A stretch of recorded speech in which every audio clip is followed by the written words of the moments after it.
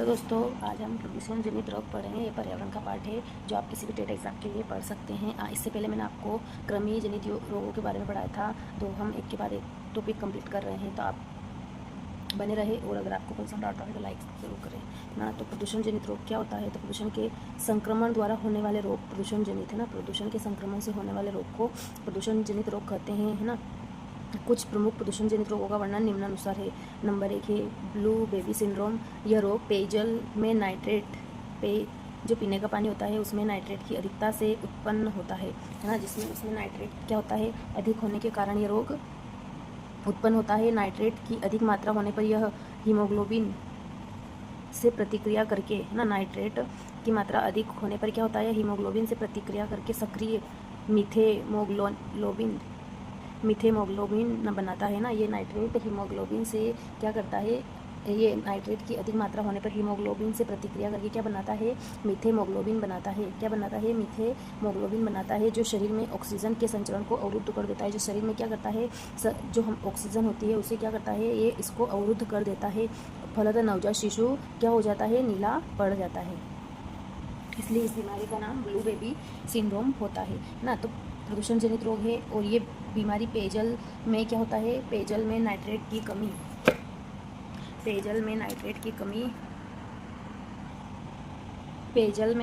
कमी से होता है। और यह हीमोग्लोबिन से प्रतिक्रिया करके क्या बनाता है, मीथेमोग्लोबिन, है ना।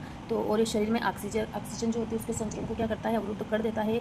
फलतः नवजात शिशु का शरीर कैसा हो जाता है, नीला हो जाता है ना। इसे ही बोलेंगे ब्लू बेबी सिंड्रोम। मैं आशा करती हूँ कि आपको ये समझ में आया होगा। अगला देखते हैं, मिनीमाटा रोग क्या है। तो यह रोग शरीर में पारा मरकरी की अधिकता के कारण उत्पन्न होता है ना। मिनीमाटा रोग जो है ये शरीर में, हमारे शरीर में क्या पारा या मरकरी अधिक मात्रा में के कारण क्या होता है, ये उत्पन्न होता है। प्रारंभ में यह बीमारी जापान की मिनीमाटा खाड़ी से पारा एसजी संक्रमित मछलियों का मांस खाने से पैदा हुई थी ना। कहाँ से शुरुआत हुई इसकी? जापान से।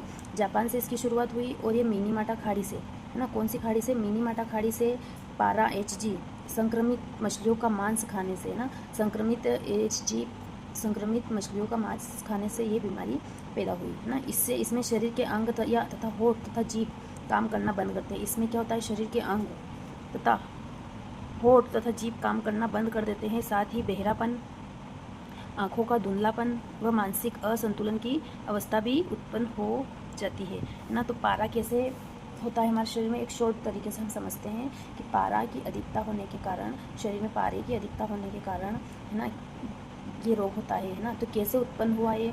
तो जब प्रारंभ में यह बीमारी जापान की मिनीमाटा खाड़ी से पारा संक्रमित मछलियों का मांस खाने से पैदा हुई, है ना। संक्रमित मछलियों के का मांस खाने से पैदा हुई। और इस बीमारी के लक्षण हैं कि शरीर के अंग यथा होठ और जीभ काम करना बंद कर देते हैं, और उसके साथ बहरापन भी आ जाता है। आँखों का धुंधलापन और मानसिक असंतुलन की अवस्था भी उत्पन्न हो जाती है। तो ये मिनीमाटा रोग आपको समझ में आया होगा। फर्स्ट में ये पारा, उसके बाद जापान में मिनीमाटा मछली, है ना। तो ये आपको समझ में आया होगा। अगला देखते हैं केडेनियम इटाई रोग, है ना।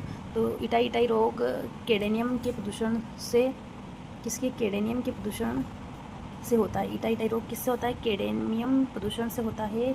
यदि केडमियम किसी प्रकार में शरीर में अधिक मात्रा में पहुंच जाए ना, केडियम शरीर में क्या होता है, अधिक मात्रा में पहुंच जाए, तो यह बीमारी हो जाती है। यह अस्थियां तथा जोड़ों की दर्दनाक बीमारी है। कैसी? अस्थियां तथा जोड़ों की दर्दनाक बीमारी है। इसके अलावा इस तत्व की अधिकता से क्या होता है, लीवर तथा फेफड़े का कैंसर भी संभव है ना। ये अगर केडमियम प्रदूषण होता है और ये हमारे शरीर में अधिक मात्रा में हो जाता है, और इसमें क्या होता है, हड्डियाँ,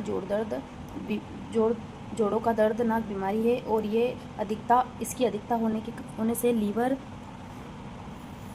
और फेफड़ों का कैंसर होने की संभावना संभव है ना। इसके बाद देखते हैं ब्लैक फुट रोग। तो ब्लैक फुट ये आर्सेनिक के लगातार संपर्क से यह रोग उत्पन्न होता है ना। आर्सेनिक के लगातार संपर्क से उत्पन्न होता है। इसमें त्वचा तथा फेफड़े का कैंसर भी हो सकता है। इसमें त्वचा और फेफड़े का कैंसर भी हो सकता है, ब्लैक फुट, है ना। तो हमने 4 बीमारियों को देखा है। सबसे पहले ब्लू बेबी सिंड्रोम, मिनीमाटा, इटाई और ब्लैक फुट, है ना। कुछ और देख लेते हैं।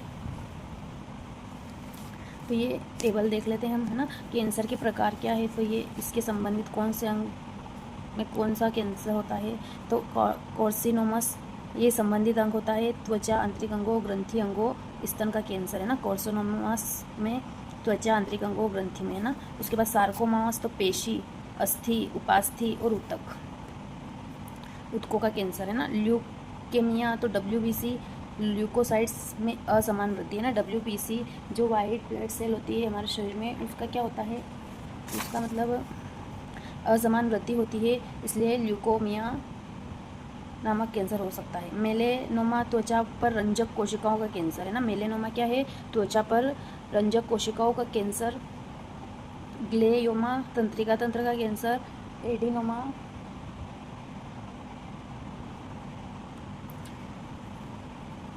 एडिनोमा या ग्रंथियों का कैंसर है होता है इससे।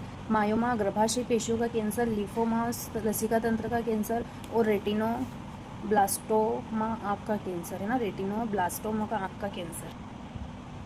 इसके बाद प्रतिरक्षा के बारे में पढ़ेंगे कि प्रतिरक्षा क्या होता है ना, और ये कैसे जन्मजात उपार्जित प्रतिरक्षा, और इसके बारे में हम आगे देखते हैं। तो शरीर में सभी प्रकार के रोगाणुओं तथा विषैले पदार्थों अथवा प्रतिजनों के दुष्प्रभाव का प्रतिरोध करने हेतु समस्थिरता बनाए रखने की क्षमता होती है ना। शरीर में क्या सभी प्रकार के रोगाणुओं और विषैले पदार्थों अथवा प्रतिजनों के दुष्प्रभाव और प्रतिरोध करने हेतु तथा स्थितिकता बनाए रखने की क्षमता होती है। इस क्षमता को शरीर की प्रतिरक्षा क्षमता कहते हैं ना। सभी को क्या करता है, मतलब सबको समान स्थिरता रखने में मतलब क्षमता होती है, मतलब शरीर में सभी को क्या समस्त स्थिरता बनाए रखने की क्षमता होती है। इस क्षमता को शरीर की प्रतिरक्षा क्षमता कहते हैं। निम्नलिखित 2 प्रकार की होती है। एक तो होती है जन्मजात प्रतिरक्षा। इस प्रकार की प्रतिरक्षा में वे सभी सुरक्षा तत्व सम्मिलित होते हैं। इस प्रकार की में वे सभी सुरक्षा तत्व सम्मिलित होते हैं जो जीवों में जन्मजात तथा प्राकृतिक तौर पर मौजूद होते हैं ना। इस प्रकार जो जीवों में जन्मजात तथा प्राकृतिक तौर पर मौजूद होते हैं, अर्थात ये किसी विशेष रोग या रोगों से शरीर की सुरक्षा न करके सभी प्रकार के रोगों का सामना करने की क्षमता रखते हैं, इसलिए इन्हें व्यापक अर्थात अवशिष्ट प्रतिरक्षा करते हैं। जैसे पेट की अम्लीयता, आंसू व पसीने में उपस्थित लाइसोजाइम एंजाइम व श्वेत रक्त कणिका आदि, है ना। जन्मजात प्रतिरक्षा जो हमारे शरीर में क्या है, मतलब इस रोगों से शरीर की सुरक्षा न करके सभी प्रकार के रोगों का सामना करने की क्षमता होती है ना।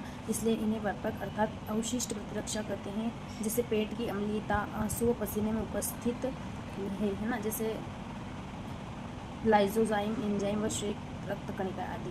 उपार्जित प्रतिरक्षा क्या है, तो यह जन्म के बाद किसी विशिष्ट रोगाणु के लिए विकसित होने वाला प्रतिरक्षा तंत्र, है ना। जन्म के बाद किसी विशिष्ट रोगाणु के लिए विकसित होने वाला प्रतिरक्षा तंत्र, इसे विशिष्ट या अनुकूली प्रतिरक्षा तंत्र भी कहते हैं, है ना। इसे विशिष्ट या अनुकूली प्रतिरक्षा तंत्र भी कहते हैं। यह विभिन्न प्रकार के रोगाणुओं की पृथक पहचान करता है। यह क्या करता है, विभिन्न प्रकार के रोगाणुओं की पहचान करता है ना। तो उपार्जित या जन्म के बाद किसी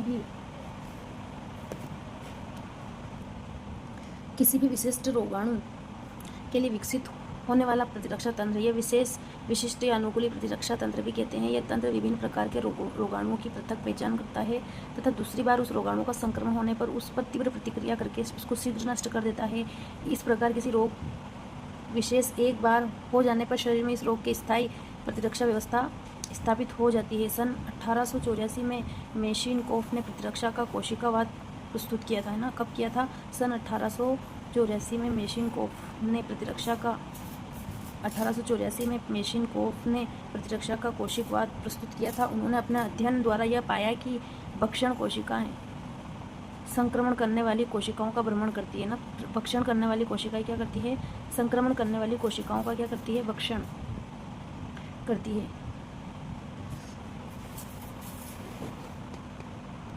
उपार्जित प्रतिरक्षा को निम्न 2 भागों में विभाजित किया है। सक्रिय प्रतिरक्षा, है ना। सक्रिय प्रतिरक्षा क्या होता है, तो टीकाकरण के उपरांत शरीर में अपनी प्रतिरक्षण प्रतिक्रियाओं द्वारा उपयुक्त प्रतिरक्षी का संश्लेषण होता है, अतः इसलिए इन्हें सक्रिय प्रतिरक्षा कहते हैं। जैसे टीकाकरण द्वारा विकसित प्रतिरक्षा, प्राकृतिक संक्रमण द्वारा विकसित प्रतिरक्षा आदि, है ना। मतलब क्या होता है कि प्रतिक्रियाओं द्वारा उपयुक्त प्रतिरक्षी का संश्लेषण होता है। जब टीकाकरण के उपरांत शरीर में प्रतिरक्षा प्रतिक्रियाओं द्वारा उपयुक्त प्रतिरक्षी का संश्लेषण होता है, अतः इसलिए इसे सक्रिय प्रतिरक्षा कहते हैं। जैसे टीकाकरण द्वारा विकसित प्रतिरक्षा, प्राकृतिक संक्रमण द्वारा विकसित प्रतिरक्षा आदि। निष्क्रिय प्रतिरक्षा क्या है?